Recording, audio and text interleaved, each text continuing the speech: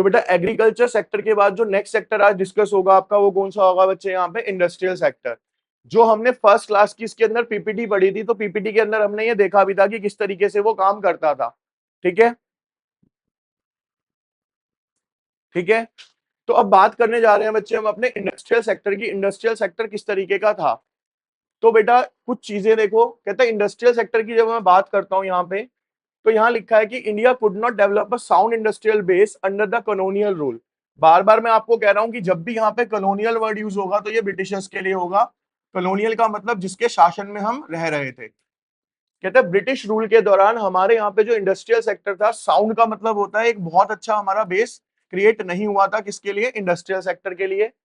Points क्या आते हैं, उसके रीजंस क्या आते हैं। पहला था बेटा सिस्टमेटिक डी इंडस्ट्रियलाइजेशन पॉलिसी।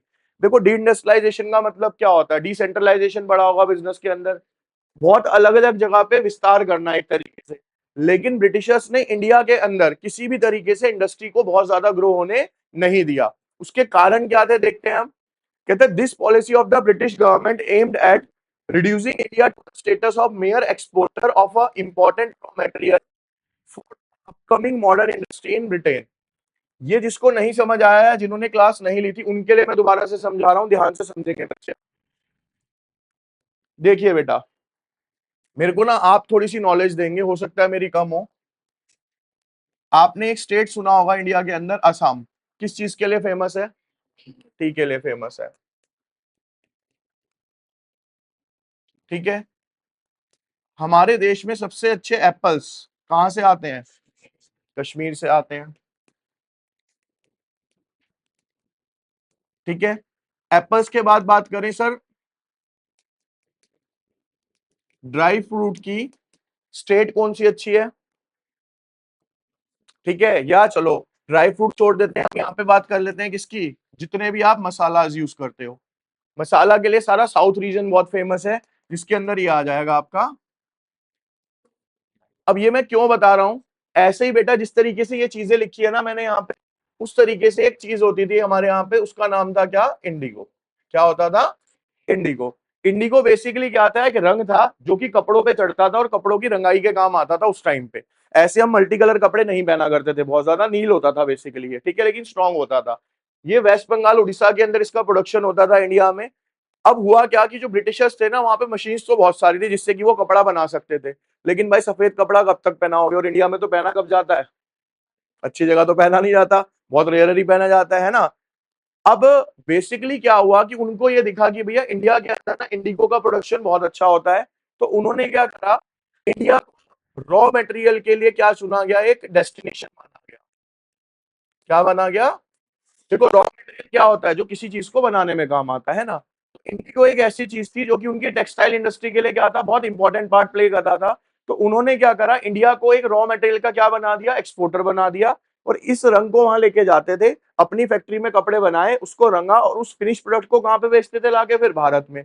उसमें उन्होंने एक स्ट्रेटेजी अपनाई, क्या, क्योंकि इंडिया तो मजबूर था, उनके अंडर था, यहां से ये रॉ मटेरियल सस्ते दाम में लेके जाते थे, इसी से चीज प्रोड्यूस करते थे, और वही चीज इंडिया में वापस लाके कैसे बेचते थे, महंगे दामों में बेचते थे। तो इंडिया को डबल लॉस फेस करना पड़ रहा था। यही पॉइंट है आपका डी इंडस्ट्रियलाइजेशन वाला जो हम डिस्कस कर रहे हैं। अब देखिए यहाँ पे ये जो पॉइंट आ रहा है बच्चे आपका, क्या लिखा है, कहते हैं reducing India to the status of mere exporter. क्या बना दिया सिर्फ हमें, exporter of important raw material for upcoming modern industries in the Britain, turning India into a big market for the finish product of the British industry. एक क्या बनाई बेटा, finish products की बहुत बड़ी मार्केट बनाई, किसके लिए, इंडिया को। देखो आज मैं आपको बताता हूं बेटा, आज आप पिछले 2014 से लेके जो हमारी गवर्नमेंट चेंज हुई है और प्रेजेंट गवर्नमेंट चल रही है, आप सिनेरियो देख रहे हो इंडिया का क्या चेंज हुआ है। इकोनॉमिक्स पढ़ने वालों को ना ये चीजें बहुत अच्छे से पता होनी चाहिए। देखो देखिए, बिफोर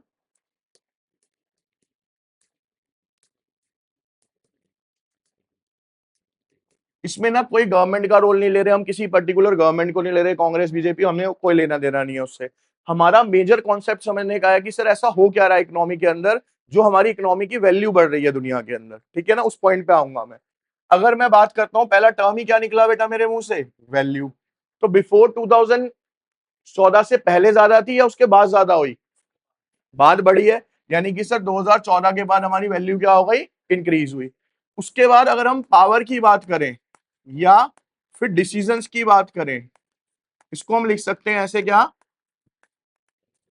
डिसीजन मेकिंग पहले ज्यादा स्ट्रांग थी, यानी वर्ल्ड वाइड हमारी बात को पहले ज्यादा सुना जाता था या आज सुना जा रहा है, आज सुना जा रहा है।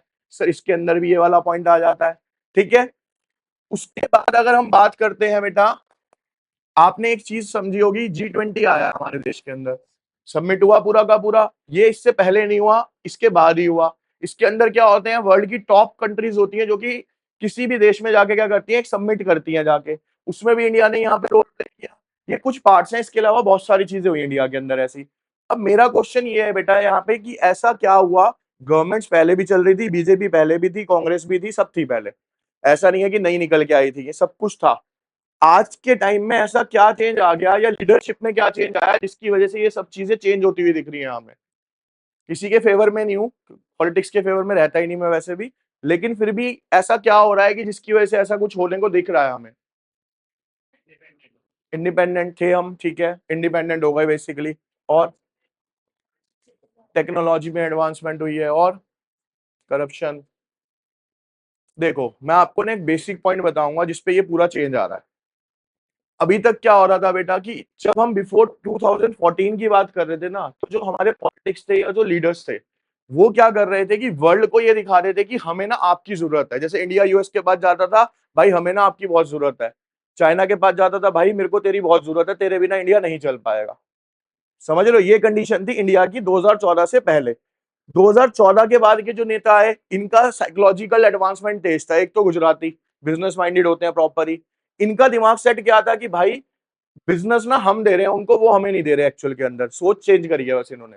सिर्फ चेंज क्या लाई है, अपनी सोच के अंदर चेंज लाया है।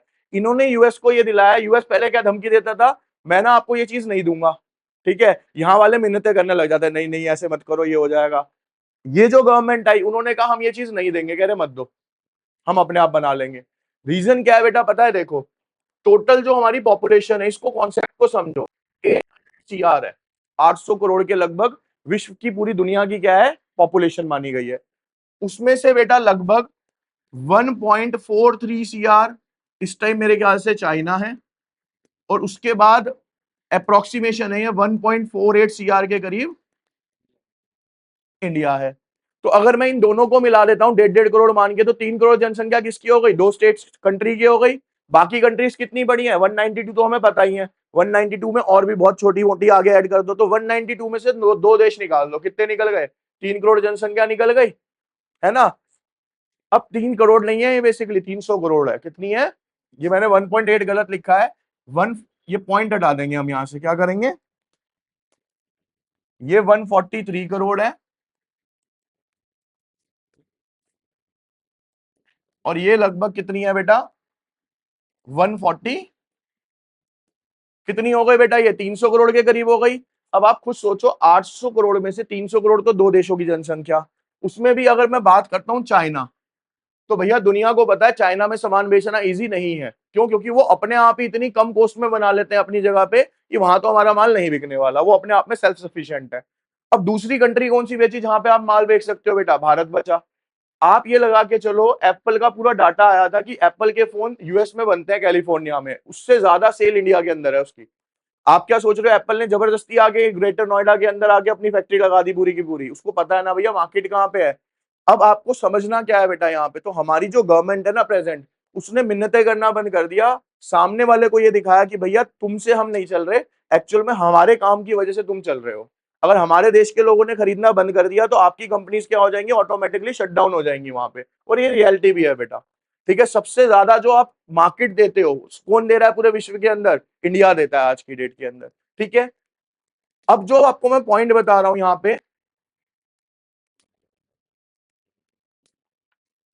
पे था डिस्ट्रक्शन। अब देखो सेकंड पॉइंट क्या है बेटा यहाँ पे, अब destruction of handicraft industry. Actual में हुआ क्या, हैंडीक्राफ्ट आप सबने पढ़ लिया क्या था, एक सबसे मोस्ट पॉपुलर चीज थी इंडिया की, जो वर्ल्ड वाइड क्या करी जाती थी बेटा, एक्सपोर्ट करी जाती थी। हैंडीक्राफ्ट का मतलब क्या होता है बच्चे, हाथों से बनाई गई चीजें।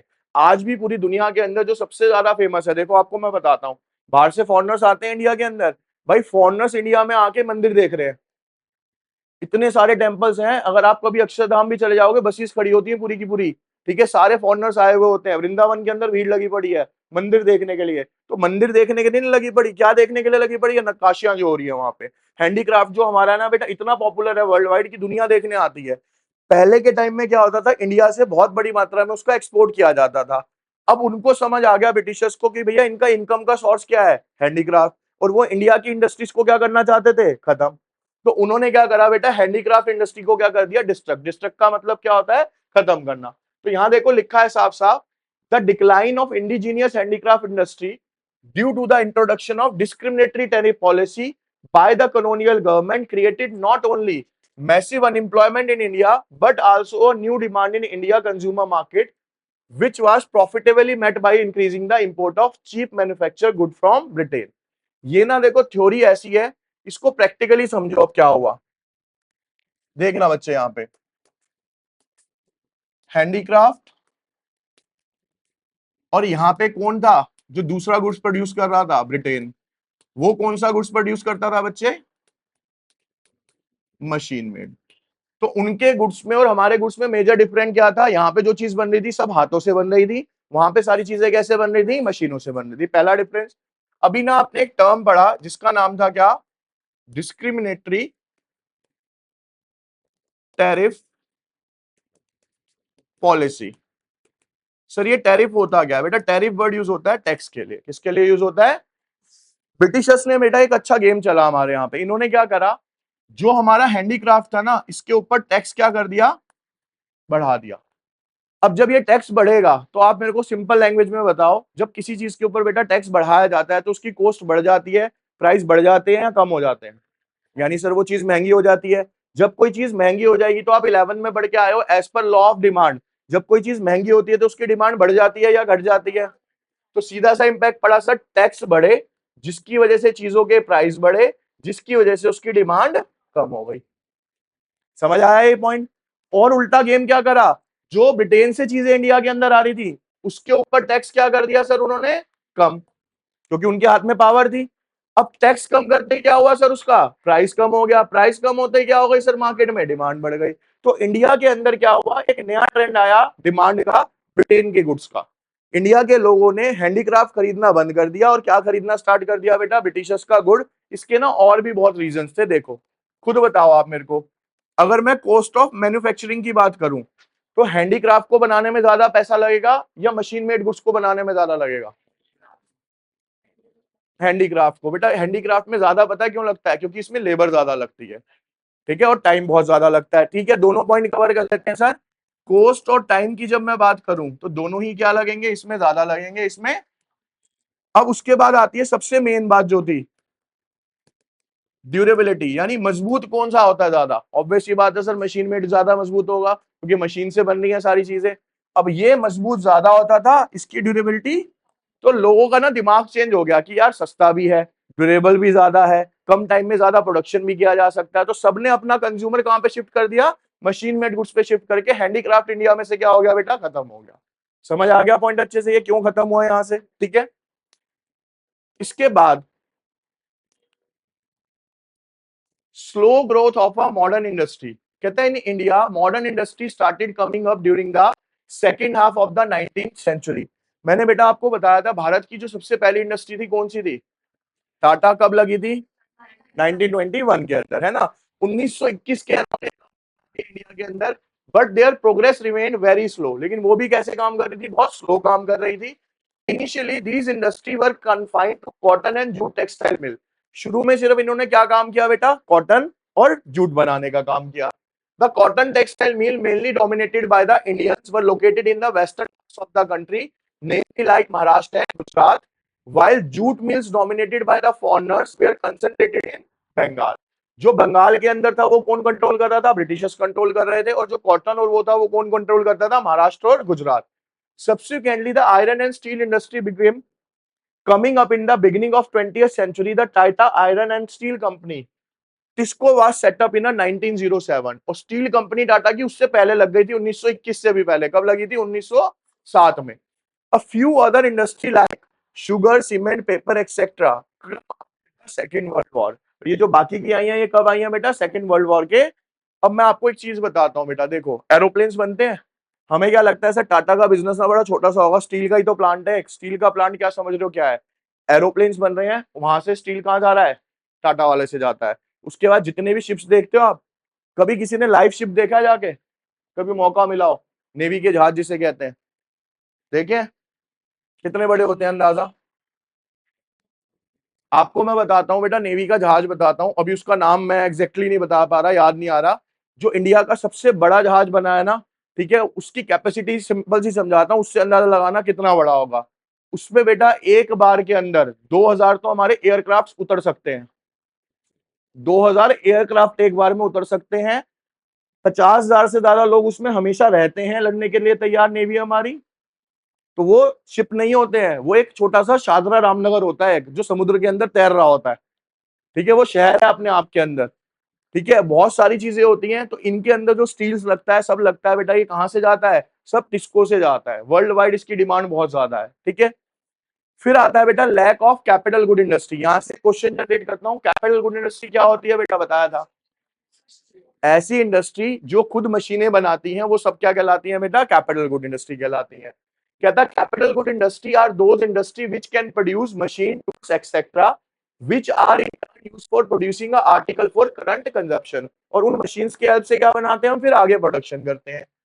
During British rule there was hardly any capital good industry to promote further industrialisation, लेकिन ब्रिटिश रूल के टाइम पे हमारे यहाँ पे कोई भी कैपिटल इंडस्ट्री नहीं थी, ना ही उन्होंने लगने दी यहाँ पे, ठीक है।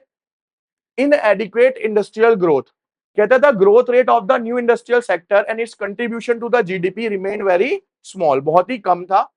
फिर आता है बेटा limited role of the public sector, बहुत ध्यान से समझना, मैंने पहले भी बताया था बच्चे की पब्लिक सेक्टर का मतलब क्या होता है? गवर्नमेंट सेक्टर होता है, ठीक है। The area of operation of the public sector was very limited, it remain confined only to the railway, power generation, communication, ports and some other department undertakings. कहता है जब भारत आजाद हुआ ना बेटा, तो जितनी भी मेजर चीजें थी सिर्फ गवर्नमेंट वहां पे अपना रोल प्ले करती थी, हर जगह पे गवर्नमेंट रोल प्ले नहीं करती थी। अब यहाँ पे देखो लिया हुआ है यहाँ पे कुछ, before 1850 no industrial growth, handicraft industry decline, हमारे यहाँ पे कोई भी इंडस्ट्री नहीं थी, और एक हैंडीक्राफ्ट था वो भी क्या हो गया था? खत्म हो गया था। 1850 से 1947 जब प्राइवेट सेक्टर में क्या था? स्मॉल इंडस्ट्री थी सम एरिया में, like cotton, textile and jute. Public sector किसके अंदर था? सिर्फ रेलवे, पावर, कम्युनिकेशन और पोर्ट्स के अंदर था। अब यहाँ पे देखो loss of GDP due to the decline of handicraft industry, क्यों बेटा? हैंडीक्राफ्ट सबसे बड़ा एक्सपोर्ट का काम करता था हमारे लिए, जब वो प्रोडक्शन कम हो गया तो जीडीपी भी क्या हो गया? ऑटोमेटिकली हमारा कम हो गया। कैपिटल गुड इंडस्ट्री थी नहीं, share in GDP of new industry was very less. ये बेसिकली कह सकते हो ऊपर वाले टॉपिक का एक माइंड मैप है आपका छोटा सा, ठीक है। अब देखो यहाँ पे ना कुछ चीज समझो, क्वेश्चंस आएंगे आपके, अब आप एक एक करके मेरे को आंसर देंगे जिनसे मैं पूछूंगा बच्चे। कहता है what was the main British government systematic deindustrialisation policy in India, कहता है इंडिया के अंदर डी इंडस्ट्रियलाइजेशन ऑफ इंडस्ट्री क्यों किया गया, उसका रीजन क्या था? C sir to turn India into a market for British manufacturing, क्योंकि वो चाहते थे कि जो उनका सामान है वो भारत के अंदर क्या हो, सबसे ज्यादा आके बिके। What impact did the decline of indigenous handicraft industry have on the Indian economy during the British rule? जब हमारे यहाँ से बच्चे हैंडीक्राफ्ट खत्म हुआ तो उसका हमारे देश के ऊपर क्या इफेक्ट पड़ा दक्ष भैया?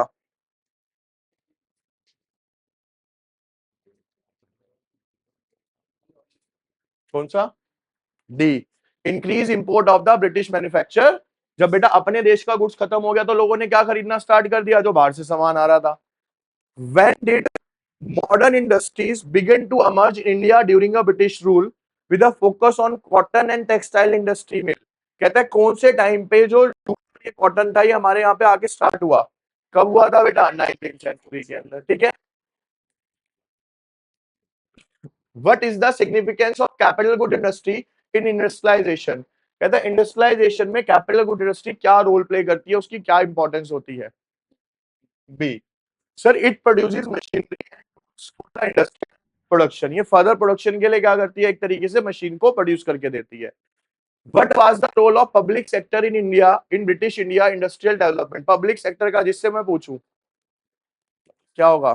सी sir limited to railway, power generation, communication and ports. अच्छा, यहाँ से क्वेश्चन अराइज होता है नॉलेज वाला। सर जो इंडिया के अंदर हमारा इंडियन रेलवे नेटवर्क है, वर्ल्ड में कौन से नंबर पे आता है? फोर्थ पे आता है। पीछे आओ, आगे बढ़ गए तुम।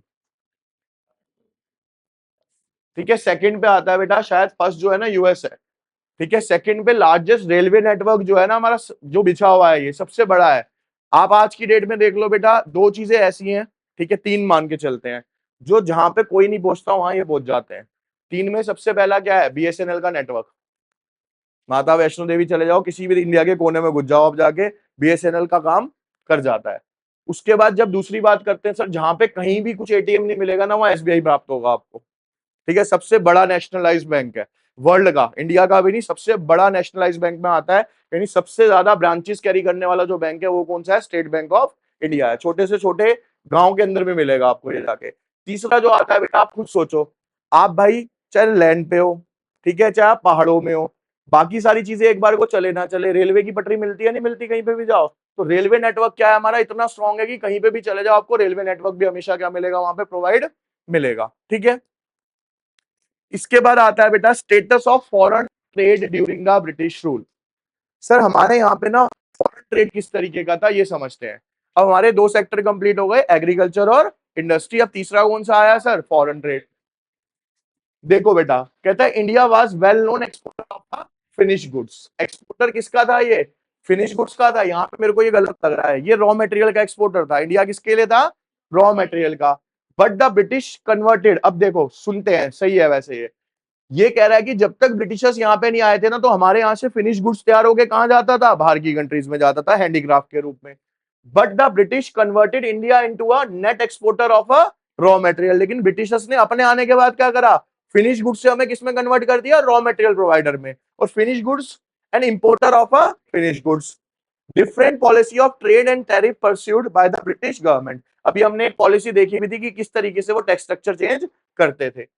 अब ये कुछ चीजें हैं, अब देखते हैं बेटा exporter of raw material and importer of finish goods. देखो बेटा, कहता है under the British rule India become an exporter of a primary product such as a raw silk, cotton, wool, sugar, indigo, jute etcetera, and importer of a finish consumer goods like cotton, silk, woollen clothes, capital goods like light machinery in our global economy. Consumer are used to seeing products from every corner of the world in their local grocery store and retail shops. These overseas products or import provide more choice to the consumer, and because they are usually manufactured more cheaply than the any domestically produced equivalent import help. इसको ना थोड़ा पढ़ना है, ज्यादा याद नहीं करना इस वाले टॉपिक को। पहली चीज इसमें क्या कहा है देखो, कहता है इंडिया से एक्सपोर्ट क्या होता था बेटा? ये सारी चीजें, raw silk, cotton, wool, sugar, Indigo etcetera. बाहर से हम इंपोर्ट क्या कर रहे थे? सारा का सारा फिनिश गुड्स करते थे। देखो जितने भी मेकअप प्रोडक्ट्स होते थे, परफ्यूम्स होते थे, अब तो इंडिया में बनने लग गए बहुत, हर गली में मिल जाएगा आपको। लेकिन पहले क्या होते थे? सारे वर्ल्ड के बाहर से आते थे और यहाँ पे बिका जाता था। ठीक है, तो बाहर से जो जितना माल आता था उसकी वजह से हमारे पास क्या हुई बेटा? एक तरीके से डिमांड क्रिएट हुई। पहले हमें नहीं पता था इतनी चीजें होती भी है दुनिया के अंदर। ठीक है, कहता है coming into a country in relation to its export, which are products shipped from that country to a foreign destination, it can be distort a nation's balance of trade and devalue its currency. ये वाला point बहुत ध्यान से समझना। देखो बेटा, अगर मैं यूएस से इंपोर्ट करता हूं, क्या कर रहा हूं? यहां से इंडिया इंपोर्ट कर रहा है, ठीक है बच्चे, तो इसको इसको क्या करनी पड़ेगी? यहाँ पे पेमेंट देनी पड़ेगी ना। ऑब्वियसली बात है सर, जब माल खरीदा है तो हमें क्या देना पड़ेगा? उसको पैसे देने पड़ेंगे। और वो पैसा किस में जाएगा सर? डॉलर में जाएगा। यानी सर जब हम इंपोर्ट ज्यादा करते थे ना उस टाइम पे, तो हमारा जो फॉरेन एक्सचेंज था, फॉरेन एक्सचेंज क्या होता है? जैसे इंडियन रुपीस को कन्वर्ट करा किसमें? डॉलर, तो ये क्या है? फॉरेन एक्सचेंज हो गया हमारा। तो हमें यूएस को बहुत अधिक मात्रा के अंदर क्या पे करना पड़ता? डॉलर पे करना पड़ता था, जिसकी वजह से हमारा जो फॉरेन एक्सचेंज था या बैलेंस ऑफ पेमेंट था, वो क्या हो जाता था? नेगेटिव हो जाता था। क्या हो जाता था बच्चे? अब मेरे को एक आंसर देगा कोई? आज की डेट में एक एग्जांपल के तौर पे, एक डॉलर जो है, सपोज मानता हूं, मेरे को एग्जैक्ट अभी नहीं पता, मान लेता हूं इतने का है ना? ऐसा क्यों है? किस रीजन से है? भैया ये किसने तय करा कि डॉलर महंगा हो जाएगा, ये सस्ता हो जाएगा, वो हो जाएगा? हाँ बोलो। किसके? गोल्ड के बेसिस पे होता है। मैं कहता हूँ नहीं होता। आप बताओ किस बेसिस पे है? डेवलपमेंट की बेस पे भी नहीं होता, करेंसी की पावर पे होता है। और बोलो, जो जो पता है वो बोलो पहले आप। नहीं होता। देखो बेटा, बोलो। एक सिंपल सा टास्क है यार, देखो सीधी सी बात है। डॉलर क्या है? ये है इंटरनेशनल करेंसी। भाई नेशनल और इंटरनेशनल समझते हो क्या फर्क है? नेशनल करेंसी यानी रुपीज इंडिया में चलेगा, बस इंडिया से बाहर। ठीक है, डॉलर इंटरनेशनल करेंसी है, कहीं पे भी चलेगा। ठीक है, जब ये कहीं पे भी चलेगा तो इसकी मार्केट के अंदर डिमांड क्या होगी सर? बहुत ज्यादा होगी। अब जैसे जैसे इसकी डिमांड बढ़ती जाएगी, लेकिन सप्लाई जो होती है, जो आप बता रहे हो बेटा, कोई भी देश अपने देश में उतना ही पैसा छाप सकता है, ये अभी नेक्स्ट चैप्टर में पढ़ेंगे हम बैंकिंग वाले में, जितना उसके पास गोल्ड का रिजर्व होता है, जितना उसके पास टोटल गोल्ड रिजर्व होता है। अब सप्लाई कम है लेकिन डिमांड ज्यादा है डॉलर की, तो उसकी वजह से उसके प्राइस क्या हो रहे हैं दुनिया के अंदर? बढ़ते चले जा रहे हैं। सीधा सा कॉन्सेप्ट है ना सर, जिसकी डिमांड ज्यादा होती है और सप्लाई, तो उसके प्राइस क्या होते हैं मार्केट के अंदर? बढ़ जाते हैं। अब मैं आपको ना एक करेंसी बताता हूं। कतर है, कतर देश सुना है आपने? सऊदी अरेबिया के साइड का है। उसकी करेंसी वर्ल्ड में, सऊदी अरेबिया हो गया, कतर की करेंसी ना इससे भी महंगी है, लगभग 120 दिराल पता नहीं कितने की है। 120 130 ऐसे चली जाती है। उसका रीजन क्या है पता है? उनका सिंपल सा रीजन क्या है कि उस करेंसी की डिमांड है, लेकिन उस करेंसी को वो अपने देश से बाहर नहीं जाने देते। अपनी कंट्री से उस करेंसी को वो बाहर जाने नहीं देते। तो डिमांड तो है लेकिन सप्लाई तो हो ही नहीं रही, तो उसकी वजह से उसकी प्राइस क्या होते जा रहे हैं मार्केट के अंदर? बढ़ते चले जा रहे हैं। तो सीधा सा कॉन्सेप्ट होता है। मैं आपको एक चीज बता देता हूं, पूरी इकोनॉमिक्स पढ़ लो लाइफ टाइम, जब तक आगे तक पढ़ोगे लाइफ में। जब भी किसी चीज पे, आज जो प्रेजेंट आप जी रहे हो, कोई भी आपसे पूछ रहे सर इसकी डिमांड ज्यादा क्यों है, प्राइस ज्यादा क्यों है, तो प्राइस ज्यादा होने पे हर जगह पे यही रूल लगेगा, डिमांड और सप्लाई वाला। तो आपको दिमाग लगाना है सर एक्चुअल में मार्केट में इसकी डिमांड क्या चल रही है और इसकी सप्लाई क्या है। तो जिसकी डिमांड ज्यादा होगी और सप्लाई कम होगी, तो ऑटोमेटिकली क्या हो जाएगा बेटा? उसकी प्राइसेस मार्केट के अंदर बढ़ जाएंगे। क्लियर है? अब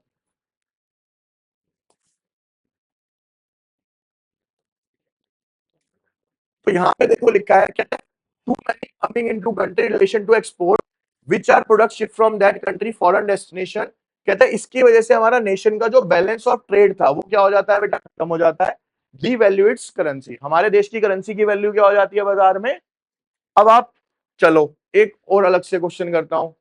1 रुपया, मतलब हमारे यूएस का 1 डॉलर हमारे 88 रुपीज ले जाता है ना? ऐसी भी कोई जगह है जहां पे हमारे रुपए की वैल्यू बहुत ज्यादा है? कितनी है? नहीं पता। आई है इंडोनेशिया। अब चलो इंडोनेशिया, इसने बोला ना, इंडोनेशिया पे ही आते हैं थोड़ा सा। इंडोनेशिया बेटा,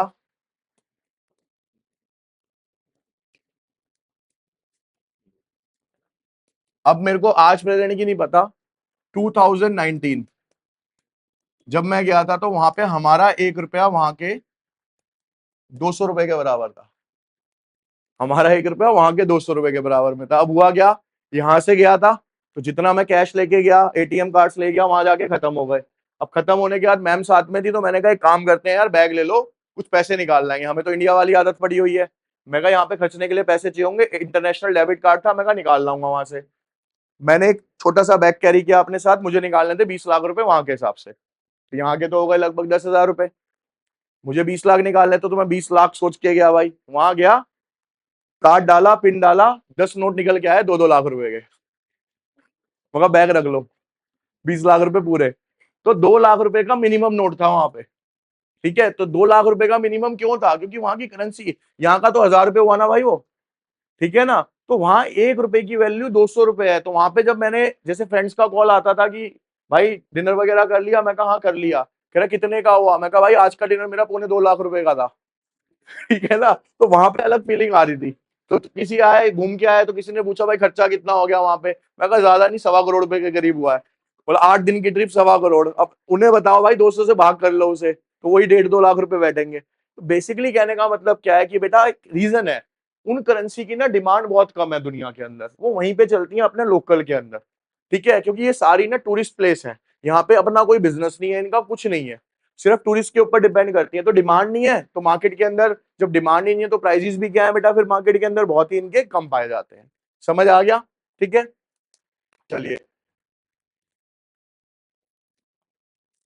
अब यहाँ पे ना एक चीज बोली, कहते थे devaluation of a country's currency can have a huge impact on the everyday life of a country's citizen because the value of currency is one of the biggest determinant of a nation economic performance and its gross domestic product. Maintaining the appropriate balance of import and export. इसको ना इतना नहीं पढ़ना, मैं बार बार कर रहा हूँ, आएगा भी नहीं। अब मैं जो समझा रहा हूँ उसको समझो, यहाँ पे समझना इस चीज को बेटा।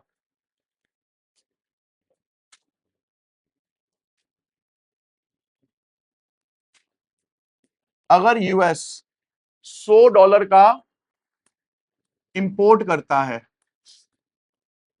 या हम इसको इंपोर्ट नहीं बोलेंगे, उसने क्या किया बेटा, एक्सपोर्ट किया इंडिया को।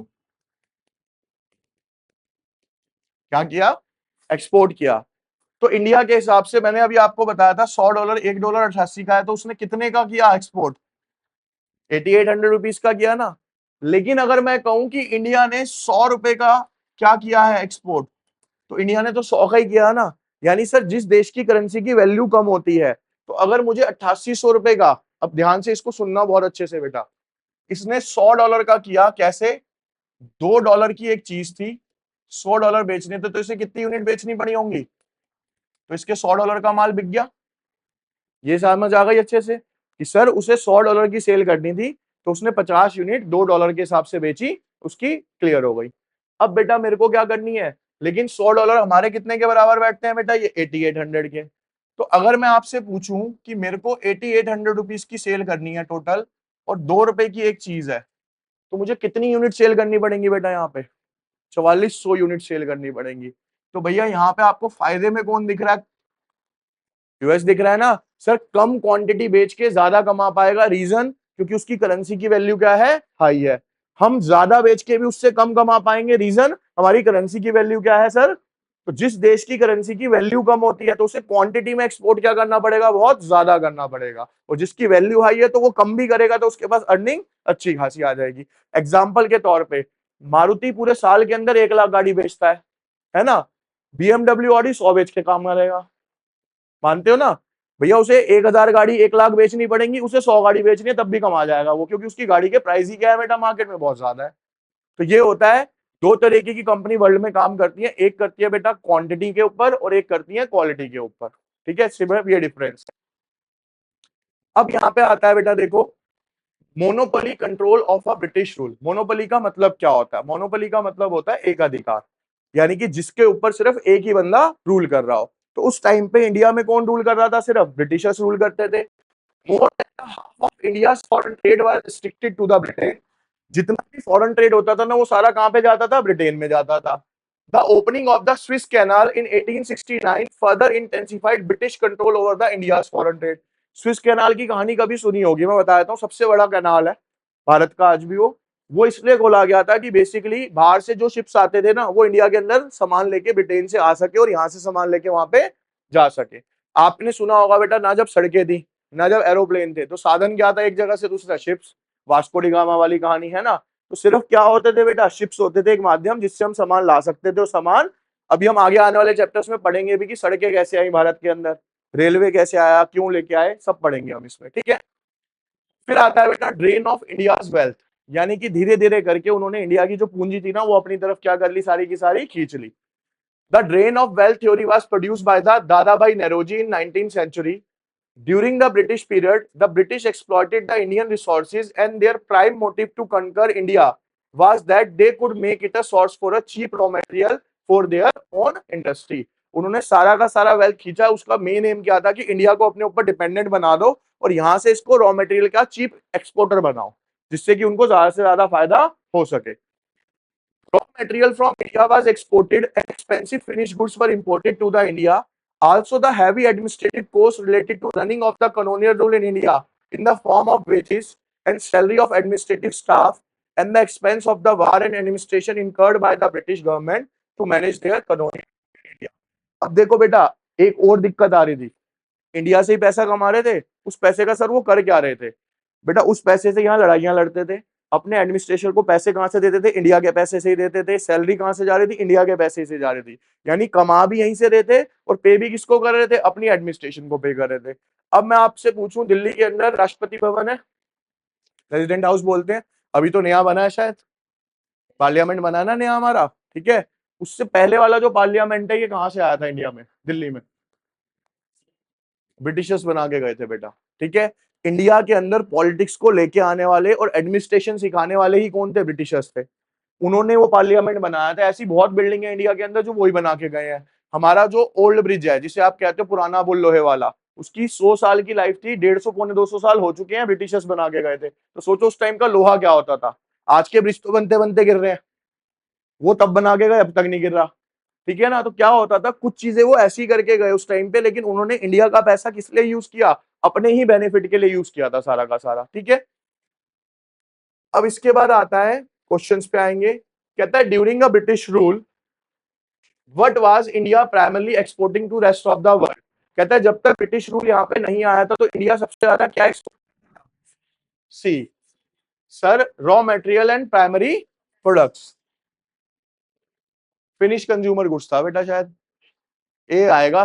पहले क्या करता था? उनके आने से पहले फिनिश गुड्स करता था, वो तो उनके आने के बाद रॉ मटेरियल करने लगा ना बच्चे। उसने क्या पूछा है? ड्यूरिंग, अच्छा ड्यूरिंग ब्रिटिश रूल, ठीक है, तो ड्यूरिंग ब्रिटिश रूल सी आएगा। अगर ब्रिटिश रूल से पहले पूछेगा तो क्या आएगा? ए आएगा, ठीक है। How can an imbalance between the import and export impact a nation's currency value. हमारी करेंसी की वैल्यू क्या होगी अगर हमारा ये डिसबैलेंस बना रहा तो? C sir, it can lead to the devaluation of the currency. अभी मैंने आपको बताया था हमारे देश की करेंसी की वैल्यू क्या हो जाएगी बेटा? कम हो जाएगी। Who propounded the train of India's wealth theory. अभी पढ़ा था बेटा, क्या नाम आया था आपका? दादा भाई। What was the primary motive behind the British colonial rule in India as per the drain of India's wealth theory? उनका मेन एम क्या था? To use India as a source of cheap raw material for British। वो चाहते थे कि भारत एक raw material का supplier बन जाए। What was the impact of the opening of Suez Canal on the British control over India's foreign trade? क्या हुआ इससे?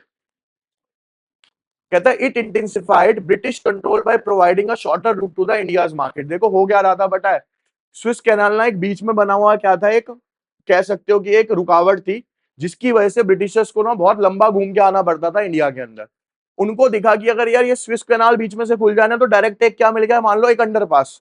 जैसे आप मानसो पार्क विवेक विहार जा रहे हो, पहले जब ये अंडरपास नहीं था तो घूम के जाना पड़ता था, लंबा पड़ता था। इस अंडरपास की वजह से क्या हो गया, 5 मिनट में विवेक विहार। तो सेम स्विस कैनाल लगा लो आप, कि स्विस कैनाल बीच में एक रूट था लेकिन वो बंद था। वो चाहते थे कि ये रोड खुला जाए, जिससे कि ब्रिटिशर्स को जो इतना लंबा रास्ता तय करना पड़ता है, आप ये लगा लो बेटा 4-4 महीने में पहुंचते थे। स्पीड तो इतनी तेज होती नहीं थी। तो उनको दिखा कि अगर स्विस कैनाल खुल जाएगा ना तो हमारा सामान लेके आना और लेके जाना क्या हो जाएगा, बहुत ज्यादा ईजी हो जाएगा। तो इसलिए इन्होंने ये काम किया था यहाँ पे, ठीक है।